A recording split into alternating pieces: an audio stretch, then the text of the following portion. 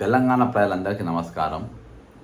ఈరోజు నిన్న మొదటి రోజు ఇవాళ రోజు కూడా రిటైర్డ్ ఎంప్లాయీస్ చాలామంది మరి తమకు రావాల్సిన బకాయిల పైన మరి ఢిల్లీకి ముఖ్యంగా రాష్ట్రపతి గారికి మరియు సుప్రీంకోర్టు న్యాయమూర్తికి ప్లస్ రిజిస్ట్రార్ సుప్రీంకోర్టు వాళ్ళందరూ కూడా వాళ్ళ పూర్తి వివరాలు పెట్టి ఈరోజు కూడా దాదాపు 2000 పైగా పిటిషన్లు ఫైల్ అయినాయి. అంటే దాదాపు తెలంగాణకి వెళ్ళి మొట్టమొదటిసారిగా ఒక 10,000 పిటిషన్లు సుప్రీంకోర్టులో మరియు రాష్ట్రపతి దగ్గరికి మరి దారిలో ఉన్నాయి. అవి ఖచ్చితంగా చేరుతాయి.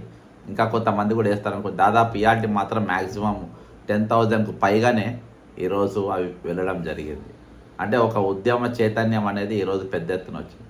దురదృష్టం ఏంటంటే 87 మంది నిన్నటి వరకు చనిపోయారు. ఇవాళ పొద్దుగాల తెల్లవారుజామున మాణిక్యం సార్ హెడ్ మాస్టర్ కరీంనగర్ మరి 88 సంవత్సరాలు. నేను దాన్నే ఈరోజు పెట్టిన మన స్క్రీన్ మీద పెట్టిన, అయితే తమ్నేల్ ఆయనదే ఫోటో పెట్టిన. 88 సంవత్సరాలు, 88వ నంబర్ ఆయన. సారీ, మన ఏజ్ 63 ఉంటుంది. 88 నంబర్ ఆయనది. ఆయన ఇయాల్టి వరకు మా రిటైర్మెంట్ ఎంప్లాయీస్ మరణించిన వారి సంఖ్య ఈరోజు 88కి చేరింది. మన దగ్గర ఉన్న దాన్ని బట్టి నేను ఆయన ఫోటో, ఆ సార్ యొక్క ఫోటో కూడా పెట్టడం జరిగింది. అంటే ఈరోజు ఇంతమంది మరణించినా కానీ ప్రభుత్వం ఎక్కడ కూడా చేరడం లేదు. వాళ్ళు అసలు ఇక్కడ ఇంత పెద్ద సంఘటన జరిగిందనే ఆలోచనలో కూడా ఈరోజు ప్రభుత్వం ఎక్కడ కూడా కనబడతలేదు. ఇగో ఈ సారు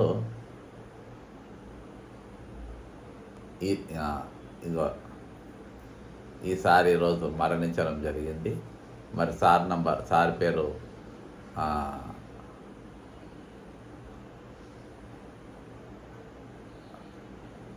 పేరు మాణిక్యం.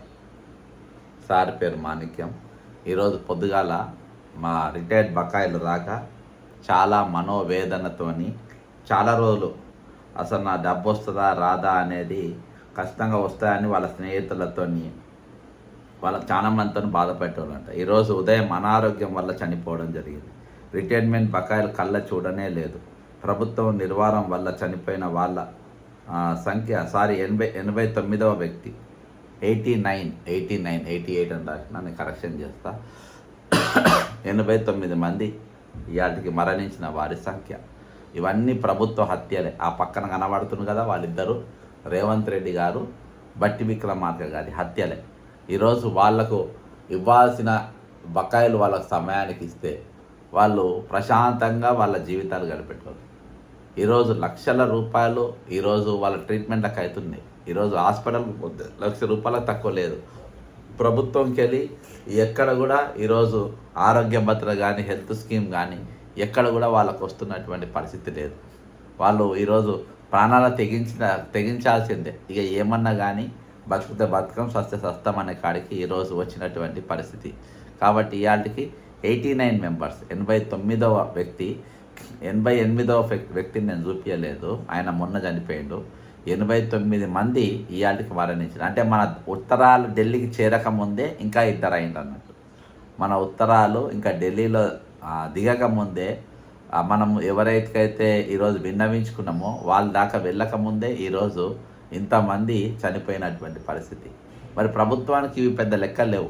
ప్రభుత్వానికి ఎంతమంది చనిపోయినా మాకు డబ్బులు మిగిలాలి, ఆ డబ్బులు మేము వాడుకోవాలి, వాళ్ళతో మేము జల్సాలు చేయాలి అనే ఒక ఆలోచన తప్ప ఈరోజు వీళ్ళకి ఎట్లయినా న్యాయం చేయాలి, వీళ్ళ డబ్బులు మనం వాడుకోవద్దు, డైవర్ట్ చేయొద్దు, వాళ్ళ ఇద్దామనే ఆలోచన ఈరోజు తెలంగాణ ప్రభుత్వానికి ఏమాత్రం లేదు అని చెప్పడానికి ఇది. మొత్తానికి ఈరోజు రాష్ట్ర వ్యాప్తంగా మాత్రం ఒక పెద్ద కదలిక వచ్చింది.